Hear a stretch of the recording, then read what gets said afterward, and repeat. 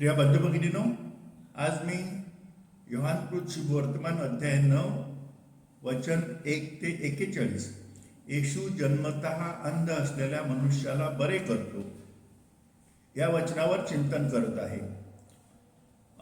जन्मतः अंध असलेल्या मनुष्याला येशूने बरे केले या प्रसंगावर माझे चिंतन सुरू करताना मला प्रिय वदना हिची एक हृदयस्पर्शी कथा सांगावीशी वाटते. ती ओदुवर म्हणून नियुक्त झालेली पहिली दृष्टीहीन महिला आहे. प्रिय वदना ही ओदुवर म्हणून नियुक्त झालेली पहिली दृष्टीहीन महिला असून तिने पारंपरिक धार्मिक संस्थांमध्ये एक नवा आदर्श निर्माण केला आहे. तिचा प्रवास कोणत्याही क्षेत्रात यश मिळवण्याची क्षमता केवळ दृष्टीहीन व्यक्तीमध्येच नव्हे तर प्रत्येकामध्ये असते याची प्रभावी आठवण करून देतो. प्रियवदनाची ही कथा आपल्याला सांगते की दृढ निश्चय, इच्छाशक्ती आणि कठोर परिश्रम यांच्या जोरावर केवळ दृष्टीहीन लोकच नव्हे तर शारीरिक, भावनिक किंवा मानसिक अडचणी असलेले लोक तसेच उत्तम आरोग्य लाभलेले लोकही आपल्या जीवनात मोठे यश प्राप्त करू शकतात. याचप्रमाणे योहान 9:1-41 या सुवार्तेतील प्रसंगातही आपण पाहतो की येशू जन्मतः अंध असलेल्या मनुष्याला बरे करतो. येशूने त्याला बरे केल्यानंतर तो केवळ येशूवर विश्वास ठेवू लागला असे नाही तर तो येशूच्या दृढ अनुयायी बनून परमेश्वराच्या राज्याच्या शुभ वर्तमानाची घोषणा करू लागला. योहान 9:41 मधील या शुभ वर्तमानातील प्रसंगात येशू आपल्या शिष्यांना अनेक महत्त्वाच्या गोष्टी शिकवतो. त्या गोष्टी आपणही आपल्या जीवनात आचरणात आणल्या पाहिजे जेणेकरून आपण येशूचे योग्य शिष्य होऊ शकू. सर्वप्रथम येशू आपल्या शिष्यांना शिकवतो की हा मनुष्य जन्मतः अंध आहे याचे कारण त्याचे किंवा त्याच्या पालकांचे पाप नव्हते. उलट त्याच्या जीवनात परमेश्वराचे कार्य प्रकट व्हावी म्हणून तो जन्मतः अंध होता. अनेक वेळेला आपण आपल्या दुःख, परीक्षा, संकटे किंवा अपयशांचा संबंध आपण केलेल्या चुकीच्या कृत्यांशी किंवा पापाशी जोडतो. हे खरे आहे की आपल्या अनेक दुःखांचे आणि समस्यांचे कारण आपले चुकीचे वर्तन आणि पापी जीवन असते. परंतु आपण भोगत असलेली सर्व दुःखे, परीक्षा आणि संकटे हे आपल्या चुकीच्या कृत्यांमुळे किंवा पापामुळे येतात असे नाही. येशू आपल्याला समजावून सांगतो की काही दुःखे, वेदना आणि आपण अनुभवतो ती सर्व परमेश्वराची कार्ये आपल्यामध्ये प्रकट व्हावी म्हणून असतात. म्हणूनच आपण आपल्या सर्व दुःखांचा किंवा इतरांच्या दुःखांचा संबंध त्याच्या पापाशी जोडू नये. कोणीतरी दुःख भोगत आहे म्हणून त्याच्यावर बोट ठेवून त्याच्या किंवा तिच्या चुकीच्या कृत्यामुळेच त्याला किंवा तिला हे दुःख सहन करावे लागत आहे असे कधीही म्हणू नये. जरी काही प्रसंगी ते खरे असू शकते परंतु कोणालाही दोष देण्याचा किंवा न्याय करण्याचा अधिकार आपल्याला नाही. पण अनुवाद 32-35 मध्ये म्हटले आहे, सूड घेण्याचा आणि प्रतिफळ देण्याचा अधिकार माझा आहे. दुसरे म्हणजे येशूने अंध मनुष्याला सब्बात दिवशी बरे केले. सब्बात दिवशी अंध मनुष्याला बरे करून येशू आपल्या शिष्यांना शिकवतो की एखादा मनुष्य गरजेत असताना त्याला मदत करणे आणि चांगले कार्य करणे हे केवळ सब्बात पाळण्यापेक्षा अधिक महत्त्वाचे आहे. चांगल्या शोभरवण्याच्या दृष्टांतामधून लूक 10:25-37 येशूने आपल्याला शिकवले आहे की आपला शेजारी म्हणजे जो गरजेमध्ये आहे तो, तसेच गरजवंत शेजाऱ्याच्या गरजा पूर्ण करण्यासाठी आपल्याला प्रोत्साहित केले आहे. म्हणूनच केवळ सब्बात पाळण्यापेक्षा आपल्या शेजाऱ्यावर प्रेम करणे आणि गरजेमध्ये असलेल्या शेजाऱ्याची सेवा करणे अधिक महत्त्वाचे आहे. जेव्हा फरिसायांनी अंध मनुष्याच्या बरे होण्याची चौकशी केली तेव्हा काही लोकांना विश्वास नव्हता की येशू परमेश्वराकडून आला आहे. काही जणांना वाटत होते की येशू पापी नाही म्हणजेच तो परमेश्वराकडून आला आहे. त्यामुळे येशूची ओळख, तो कोण आहे याबद्दल त्यांच्यामध्ये मतभेद झाले. येशू परमेश्वराचा पुत्र आहे यावर विश्वास ठेवणे किंवा न ठेवणे याबाबत कुटुंबातील व्यक्तींमध्ये अनेक वेळा मतभेद आणि विभाजन निर्माण होते असे म्हटले आहे. याचा अर्थ असा की आपल्याला सतत एक निवड करावी लागते. एका बाजूला येशू आणि त्याची शिकवणी आणि दुसऱ्या बाजूला जगातील आकर्षण, मोह आणि भौतिक सुखांची लालसा.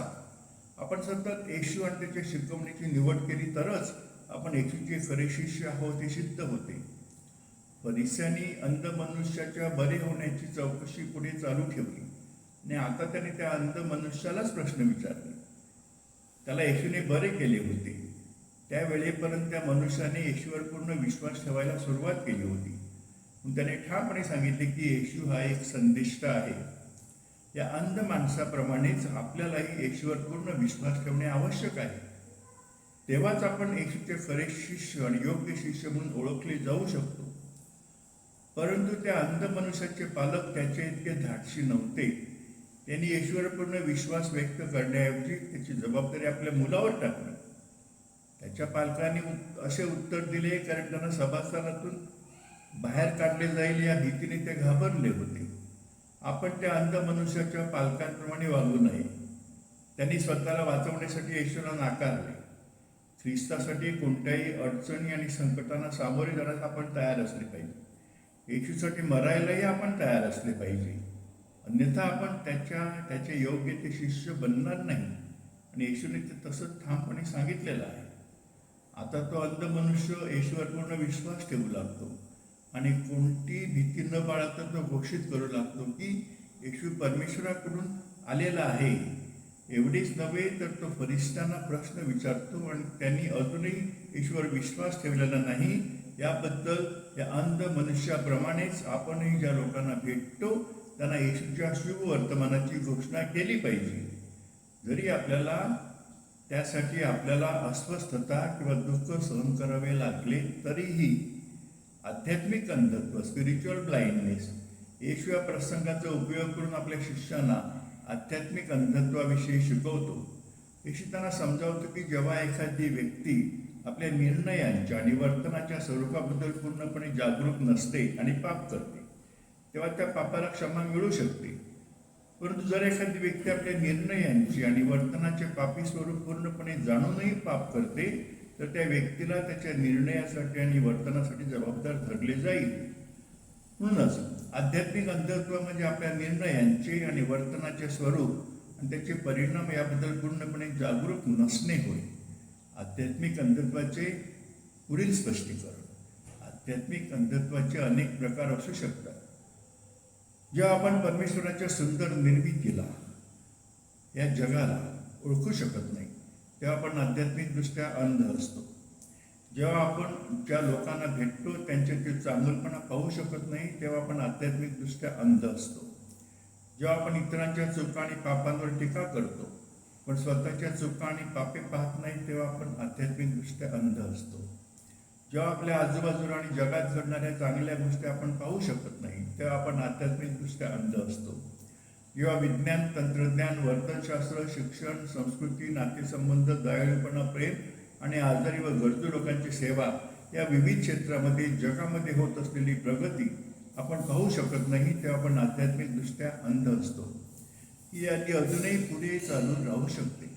आपल्याला अशा सर्व प्रकारच्या आध्यात्मिक अंधत्वाचा त्याग करणे आवश्यक आहे कारण हे सर्व अंधत्व आपल्याला परमेश्वराच्या प्रेमापासून आणि माणसांच्या प्रेमापासून दूर नेत असते. येशू जन्मता अंध असलेल्या मनुष्याला बरे करतो या चिंतनाचा शेवट मी आणखी एका हृदयस्पर्शी कथेसह करू इच्छितो. टॉमी एडिसन यांची कथा, ज्यांचा जन्म दृष्टीशिवाय झाला होता. टॉमी एडिसन यांचा जन्म दृष्टीशिवाय झाला पण आज ते यूट्यूबवर चित्रपटांचे परीक्षण करतात आणि चित्रपटांबद्दल एक वेगळा दृष्टिकोन देतात. त्याच्या वैयक्तिक व्हिडिओमधून अंध व्यक्तींच्या जगाबद्दल मौल्यवान माहिती मिळते. टॉमी एडिसन यांची कथा आपल्याला आठवण करून देते की दृढ निश्चय आणि योग्य पाठबळ मिळाल्यास दृष्टिदोष असलेले लोकही विलक्षण यश प्राप्त करू शकतात आणि जगावर मोठा प्रभाव टाकू शकतात. हे फक्त विशेष आव्हानासह जन्मलेल्या लोकांनाच नव्हे तर चांगले आरोग्य लाभलेल्या लोकांनाही लागू होते. प्रिय बंधू भगिनींनो, माझे व्हिडिओ पाहिल्याबद्दल आणि माझे विचार प्रेमाने ऐकल्याबद्दल मनापासून धन्यवाद. तुमच्या प्रतिक्रिया व सूचना मला जरूर कळवा.